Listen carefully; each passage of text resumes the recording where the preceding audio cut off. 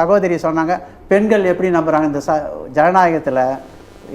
சிஸ்டருக்கும் ஒரு ஓட்டு தான், என் ஒய்ஃபுக்கும் ஒரு ஓட்டு தான், என் சிஸ்டருக்கும் ஒரு ஓட்டு தான்.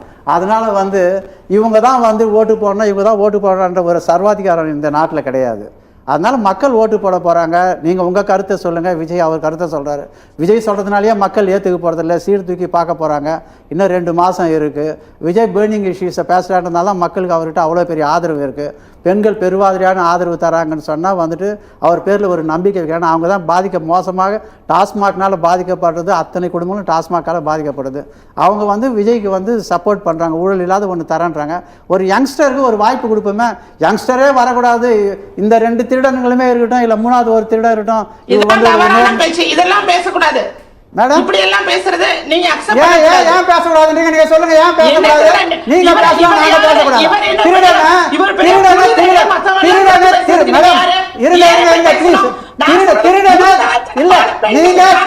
கொஞ்சம் அமைதியா இருங்க. நான் என்ன சொல்லுங்க, திருடன் சொல்றது என்ன தப்பு? நீங்க ஏன் சப்போர்ட் பண்றீங்க? திருடன நான் சொல்றேன், 2 திருடர்கள் சொல்றேன், பேரை கூட சொல்லல. உங்களுக்கு என்ன ப்ராப்ளம் மேடம்? உங்களுக்கு என்ன ப்ராப்ளம்? உங்களுக்கு இருங்க, நீங்க இருங்க. உங்களுக்கு என்ன நீங்க ஏன் திருடர்களை சப்போர்ட் பண்றீங்க? நீங்க சொல்லுங்க, நான் திருடர்களை சப்போர்ட் பண்றேன்னு. நான் வாயை மூடிட்டு உட்கார்ந்துட்டு இருக்கேன். நான் திருடர்களை பத்தி பேசும்போது நீங்க ஏன் குறுக்கிடுறீங்க? நீங்க குறுக்கிடாதீங்க. உங்களுக்கு வாய்ப்பு வரும்போது இல்ல 50 வருஷமா ராஜேஸ்வரி அவர் 2 திருடர்கள் தான் சொன்னாரு. திமுக அதிமுகன்னு சொல்லல. அதனால நீங்க பதட்டப்படாதீங்க. இல்ல அவங்க அத பாத்துட்டு இருக்கவங்களுக்கு புரியாத. அது புரியல. நான் என்ன சர்டிபிகேட் தர முடியாது? சர்டிபிகேட் அத்தாரிட்டியா? இவங்க ரொம்ப யோகியமா, நீங்க தர முடியுமா? இவங்க ரொம்ப யோகியம்.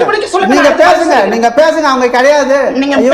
மேடம், இவங்களை விட உத்தமர்கள் கிடையாது. நீங்க பேசுங்க, உங்களுக்கு உரிமை இருக்கு. இவங்களோட உத்தமர்கள் கிடையாது. 50 வருஷமா நல்லாட்சி நடக்குது. இங்க தேனும் பாலும் ஓடுதுங்க.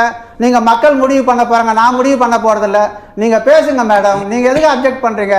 நீங்க ஏன் பதறீங்க? பதறாதீங்க. உங்களுக்கு வாய்ப்பு வரும்போது நீங்க பேசுங்க.